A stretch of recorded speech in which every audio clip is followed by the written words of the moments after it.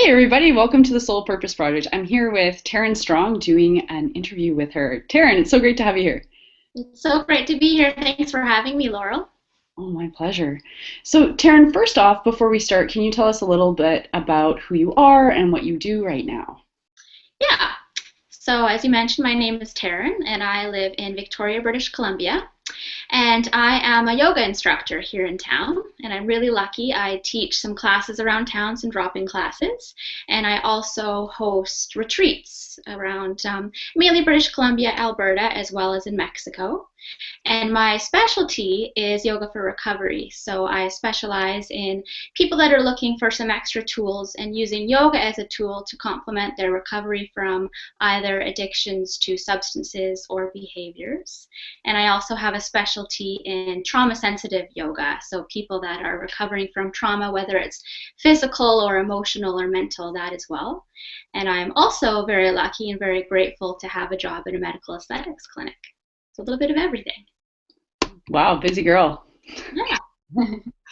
So, Taryn, what do the words soul purpose mean to you? Like, how would you define that?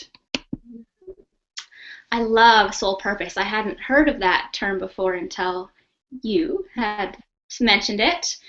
I think soul purpose is what we are on this earth to do. It's what we were born to do. It's our calling.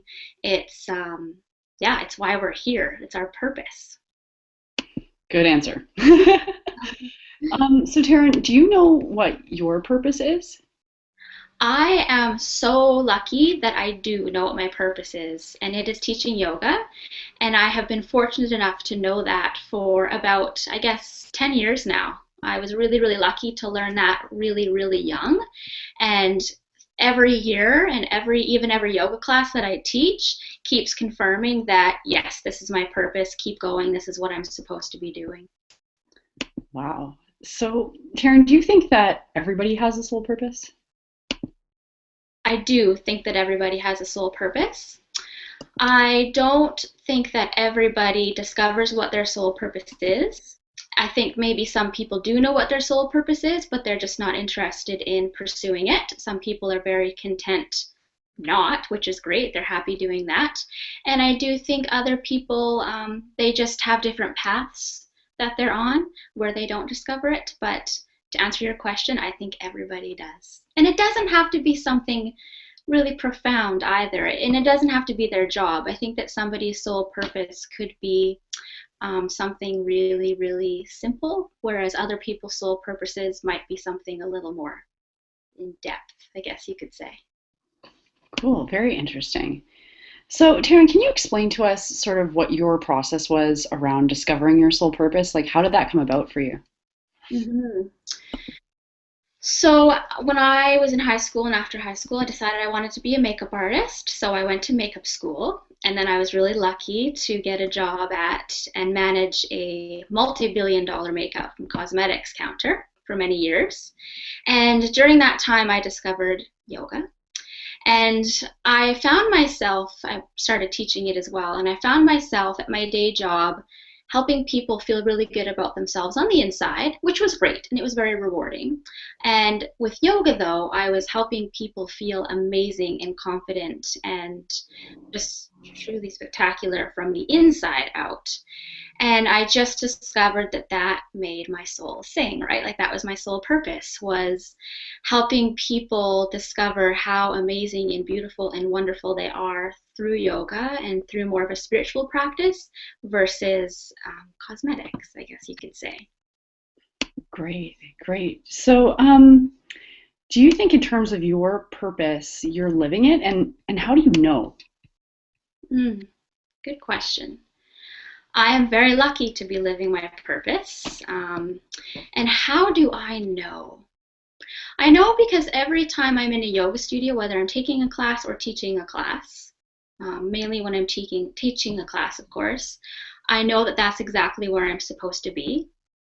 Every single time, I'm like, it's just I can't even explain it. It's like an out of body experience, I guess you could say, where just I just feel truly mindful and truly present, and I just have this calm and this confidence that this is where I'm supposed to be in that particular moment. There is nothing else I'm supposed to be doing. This is it, and it's amazing, really great. Yeah, that sounds fantastic for sure. So, Taryn, do you think, how would you describe your opinion on the relationship between your purpose and one's finances? Do you believe that we have to choose between like money and passion, or what's your perspective on that? Good question. I don't think we have to choose. I don't think that everybody's sole purpose has to be linked to their job or their career. I think for some people, their sole purpose could be on a volunteer basis, or being a parent or a dog owner, or anything like that. So I don't think we have to choose between them. I think if you do decide that, and if your sole purpose is something that will be related to a career, I do think that you have to be really, really dedicated to your sole purpose, because perhaps the money doesn't come in right away. And there's that cliche, what is it? Do what you love and the money follows, or something like that. And I think that you really have to remind yourself of that. And hopefully, because you're so passionate about your sole purpose, it doesn't feel like work. So if you're working a full-time job and then putting in all these extra hours towards your sole purpose to make it your career or whatnot, hopefully it's something that you can stay excited about and try not to burn out, which I have done many, many times, and I'm learning not to do that. And but some people might just be content with it not having to do anything with finances and not making any money, and that's great. Great answer. Thanks so much, Taryn. So, can you describe a decision that you made in the past that got you on course to finding your purpose and one that you would make again? Okay, a decision that I made. I think probably the decision to just follow my heart and keep going. When I started falling in love with yoga and deciding that I wanted to teach, I had this thought and I had this feeling, because I've grown up with parents in recovery, that yoga would be this amazing tool for people in recovery. And I talked to a lot of different people about it, and they all were like, no, I don't get it. And that's a bad idea. It doesn't make any sense. And so there were actually several times where I was like, oh, yeah, they're right. That doesn't make any sense. And I tried to discover, but they did talk. I took a lot of yoga for business courses that talked about find a niche. So I tried to find different niches that might be a little more consumer friendly, I guess you could say, a little more trendy yoga, and it just didn't fit. It didn't feel right. It just wasn't working at all. So I finally again came back to the concept of yoga for recovery and doing my own research, and realized that it was something that I was going to have to put in the work to pioneer, because it is quite an underground concept. And I made the decision that I don't care if nobody's heard of this. I don't care if people think I'm crazy. And if they don't understand it, I'm going to make them understand by just doing it and teaching it and showing people the benefits through myself and through my students. So that was a decision to not listen to what other people were saying, I guess. And I would do it over again a million times for sure. Wow, Taryn. So that's actually a really great segue into the next question, which is overall, did you feel supported or just, sorry, encouraged or discouraged by your community as a whole while you were pursuing your purpose? Hmm. Yeah, when I decided to pursue yoga, being a yoga teacher, I was very encouraged and very supported, which was really comforting. When you decide to do something and people say, yeah, I could see you doing that, that's great. That was wonderful. But then, as I mentioned, when I was playing around with the concept of yoga for recovery, yeah, people just, they didn't get it. So there wasn't much support there. But then, luckily, a few years after the trying different niches and none of them feeling right or working for me because they weren't true or authentic to myself, I did have the support of my number one fan, who's my mother, and continues to be my number one fan. And if it wasn't for her, I truly wouldn't be where I am with my yoga for recovery today. Um, so since then, though, having that initial support from my mom, I have so much encouragement and support from all sorts of people all over, and I'm really, really lucky, and that's what keeps me going too. Wow, that's fantastic. Mhm. So, can you just give us sort of an overview of some of the obstacles that you faced, sort of beyond some people thinking that you were crazy, in terms of your transition into your niche and your purpose? Yeah, just what were the tough times like? Yeah, I would say that the biggest obstacle was myself and my fear and lack of confidence. I always would question myself, who do I think I am? Because at the time I was, this young girl, early to mid 20s. And I thought, yeah, who do I think I am to be a yoga teacher, a successful yoga teacher? Because there are a lot of yoga teachers, let's face it, especially in Victoria. It's a very, very saturated market. So I always struggled with the question of who do I think I am? I don't have anything to offer. What are these people? They're not going to want to listen to this little punk. What do I think, right? So that was my biggest obstacle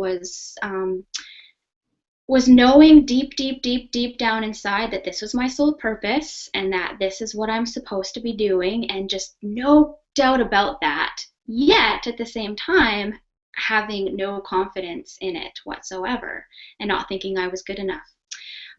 So that was the biggest challenge. And then it was the encouragement and the support of my yoga students and family and friends that have helped me overcome that through their support. And I just, I was so scared, and then people started coming back to my yoga classes, and yoga classes grew, and then I started doing retreats, and people started coming back to the retreats, and it was just, I was like, okay, this is the thing. This is great.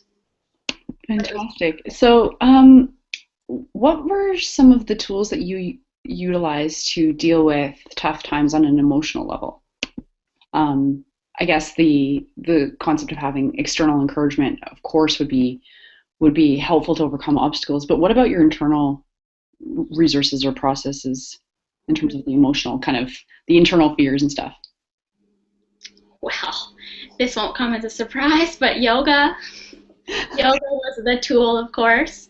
Um, just trying to remember to practice what I preach as much as I could, and just practice yoga as much as I could, and meditate as much as I could. My family and friends tease me. I only read, pardon me, self-help and spiritual books. And only kind of watch documentaries like that. And only watch really documentaries, I guess. But those really, really helped me to peel away the layers, to just stay really focused and to just stay really strong emotionally so that I could stay dedicated and focused to what I was doing, because there were many, many times where I wanted to give up, because in the beginning there weren't any yoga students coming except my mom. And that was really, really hard because, like I said before, I knew like yoga for recovery, this is a thing, it's going to help so many people. And then week after week, it was me and my mom. So I just tried to stay as grounded as I could by yoga, meditation, reading, etc. We live in a beautiful place, so lots of time in nature as well, very helpful. Great tips. Thanks so much for that, Taryn. So, big question. What's different about you now that you're living in your purpose versus who you were when you weren't? Mm. You know what? I just feel like I can be myself. I feel comfortable in my own skin. I think that finding your purpose and living your authentic life is, I am so grateful that I'm able to do that. And yeah, I just have this confidence now, just like I said before, I feel like I'm repeating myself, but just to be myself. Whereas before I was trying to be like other yoga teachers and try to fit in that mold of granola yoga teacher, and that just wasn't me. And people didn't want that anyway. So now I've gotten permission from others to be myself as a person and as a yoga instructor, and because of that, I've given myself permission, which is a really huge thing, because I was a girl in my teens and 20s with no self-esteem and didn't feel like it was a wise idea to be my authentic self, because my authentic self wasn't good enough, right? So to finally feel really comfortable in my skin. It's really, I just feel so relaxed and really strong and focused and dedicated more than ever. Wow, that's really inspiring, Taryn. So another big question, how has the impact that you've had on the world changed since you've been living your purpose? The impact I've had on the world. Well, I am lucky with my yoga teaching that I get to help not only mainly women. My yoga retreats are for women in recovery, but I also have men that come to my classes. And I am so lucky to be a conduit that helps them. I just guide them. They do the work, but I just guide them and help them peel away the layers to find their authentic true selves and to do the spiritual work that they want to do so that they can be as shiny and as vibrant as possible. And I try to make sure that every yoga class I teach, even if it's just a 1 hour drop-in class, I try to make it as life-changing as I can, or just as inspiring as I can, so that people before and after class just leave feeling strong and balanced and grounded and just so much better, not only physically but mentally, with open bodies and open hearts. And that's my intention every class. And I'm sure, you win some, you lose some. I'm sure it doesn't happen every class, but I try. And I love to see people after class, see the change in them, and see them leave the studio or leave the retreat just so much more ready to face whatever they're facing. Wow, that's fantastic. It sounds so rewarding. Okay, last question for you, Taryn. What would you prescribe as ingredients for people who are seeking their own purpose right now? Like, what would you recommend that Mm-hmm. they look at or start taking on in terms of habits or things like that? Mm-hmm. Oh gosh. Well, I think that one thing that they should do is listen to their heart and not listen to other people. Don't listen, the shoulds. Let's get rid of the word should. What society thinks you should do, what your parents think you should do, what whoever thinks you should do, ignore it. Doesn't matter. Get rid of it. I think we all know deep down inside what it is that we would want to do, what our soul purpose might be. So if you think you have a lead on what your soul purpose is, follow it, try it out. It either works or it doesn't. I think for us to be able to really listen, we have to meditate. And I think yoga really helps as well, so that we can quiet the mind, right? I always say that in class, quiet the mind chatter, so that you can truly, deeply listen to what your heart is trying to tell you, or what your soul is trying to tell you your purpose is. I think don't stress. You don't have to figure it out today. It could happen 10, 20, 30 years. And like I said, you might not ever know if you figured it out, but don't put pressure on yourself to try to make it really, really profound, because it could be something really, really simple. So tools, just meditate, listen to your heart, eat healthy meals, get lots of rest, spend time in nature, do lots of yoga. Wow, that's so great. Thank you so much for taking the time and sharing your experience and your story with us, Taryn. Very much appreciated. Thank you so much. Really, really appreciate it. And um, yeah, I guess just if anybody wants to take your yoga class, how would they find you? Yeah, so I have a website, tarynstrong.com, which is Taryn and then strong.com, and my schedule's on there. So I do drop-in classes around Victoria, and then I also offer retreats across Canada and Mexico at the moment. So I would love to see you either in class or at a retreat. That would be wonderful. Perfect. Thanks so much again, Taryn. Really appreciate it. Bye bye. Mhm.